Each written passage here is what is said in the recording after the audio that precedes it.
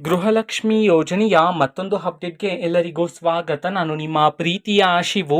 ಇವತ್ತಿನ ಒಂದು ವಿಡಿಯೋದಲ್ಲಿ ಗೃಹಲಕ್ಷ್ಮಿ ಯೋಜನೆಯ 19ನೇ ಕಂತಿನ ಹಣಕ್ಕೆ ಸಂಬಂಧಪಟ್ಟಂತೆ ಒಂದು ಮಹತ್ವದ ಮಾಹಿತಿ ಬಂದಿದೆ. ಅದರ ಬಗ್ಗೆ ನಾವು ಈ ವಿಡಿಯೋದಲ್ಲಿ ಇನ್ಫಾರ್ಮೇಶನ್ ಅನ್ನ ತಿಳ್ಕೊಂತಾ ಹೋಗೋಣ.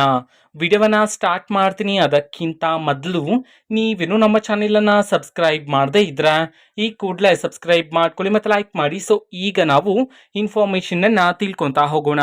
ಈಗ ಗೃಹಲಕ್ಷ್ಮಿ ಯೋಜನೆಯ 19ನೇ ಕಂತಿನ ಹಣಕ್ಕೆ ಸಂಬಂಧಪಟ್ಟಂತೆ ಈಗ ಮಾಹಿತಿಯನ್ನ ತಿಳಿಸಿರ್ತಕ್ಕಂಥದ್ದು. ಇವತ್ತು ಅಂತಂದ್ರೆ ದಿನಾಂಕ 15/4/2025 ಇವತ್ತು ಗೃಹಲಕ್ಷ್ಮಿ ಯೋಜನೆಯ 19ನೇ ಕಂತಿನ ಹಣವನ್ನ ಬಿಡುಗಡೆ ಮಾಡಲಾಗ್ತಿದೆ ಅಂತ ಹೇಳಿ ಈಗ ಮಾಹಿತಿಯನ್ನ ತಿಳಿಸಿರ್ತಕ್ಕಂಥದ್ದು.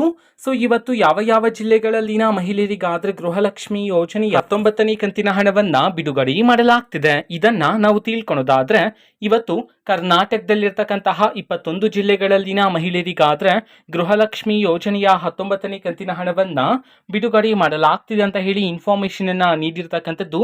ಸೊ ಈಗ ನಾವು 21 ಜಿಲ್ಲೆಗಳ ಹೆಸರನ್ನ ತಿಳ್ಕೊಂತಾ ಹೋಗೋಣ. ಸೊ ಮೊದಲಿಗೆ ಬೆಳಗಾವಿ, ಚಿಕ್ಕಬಳ್ಳಾಪುರ, ಚಾಮರಾಜನಗರ, ದಕ್ಷಿಣ ಕನ್ನಡ, ಗದಗ, ಧಾರವಾಡ, ದಾವಣಗೆರೆ, ಹಾಸನ, ಕಲಬುರಗಿ, ಕೋಲಾರ, ರಾಯಚೂರು, ಮೈಸೂರು, ಶಿವಮೊಗ್ಗ, ಉಡುಪಿ, ಯಾದಗಿರಿ, ರಾಮನಗರ, ತುಮಕೂರು, ಕೊಪ್ಪಳ, ವಿಜಯಪುರ, ಬೆಂಗಳೂರು ನಗರ, ಬೆಂಗಳೂರು ಗ್ರಾಮಾಂತರ.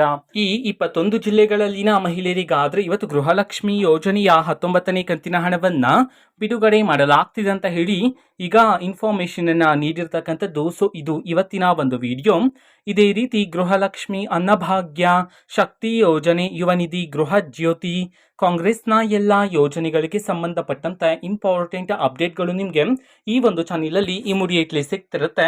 ಅದಕ್ಕೋಸ್ಕರ ನೀವೇನು ನಮ್ಮ ಚಾನೆಲ್ ಅನ್ನ ಸಬ್ಸ್ಕ್ರೈಬ್ ಮಾಡದೇ ಇದ್ರೆ ಈ ಕೂಡಲೇ ಸಬ್ಸ್ಕ್ರೈಬ್ ಮಾಡ್ಕೊಳ್ಳಿ. ಸಬ್ಸ್ಕ್ರೈಬ್ ಮಾಡೋದ್ರ ಮುಖಾಂತರ ನಾನು ಯಾವುದೇ ವಿಡಿಯೋ ಹಾಕಿದ ತಕ್ಷಣ ನಿಮಗೆ ನೋಟಿಫಿಕೇಶನ್ ಸಿಗುತ್ತೆ. ಅದ್ರ ಮುಖಾಂತರ ನೀವು ಬೇಗನೆ ವಿಡಿಯೋವನ್ನ ನೋಡ್ಬೋದಾಗಿರುತ್ತೆ ಮತ್ತೆ ಆ ವಿಡಿಯೋದಲ್ಲಿರುವ ಇನ್ಫಾರ್ಮೇಶನ್ ಅನ್ನ ನೀವು ತಿಳ್ಕೊಬೋದಾಗಿರುತ್ತೆ. ಮತ್ತೀಗ ನಾವು ಫೇಸ್ಬುಕ್ ಅಲ್ಲೂ ಈಗ ವಿಡಿಯೋಸ್ಗಳನ್ನ ಅಪ್ಲೋಡ್ ಮಾಡ್ತಿದೀವಿ. ಫೇಸ್ಬುಕ್ ಚಾನೆಲ್ ಲಿಂಕ್ ಅನ್ನ ಡಿಸ್ಕ್ರಿಪ್ಷನ್ ಬಾಕ್ಸ್ ಅಲ್ಲಿ ಕೊಟ್ಟಿರ್ತೀನಿ, ಕ್ಲಿಕ್ ಮಾಡಿಬಿಟ್ಟು ಫಾಲೋ ಮಾಡಿ. ಓಕೆನಾ? So thank you, bye.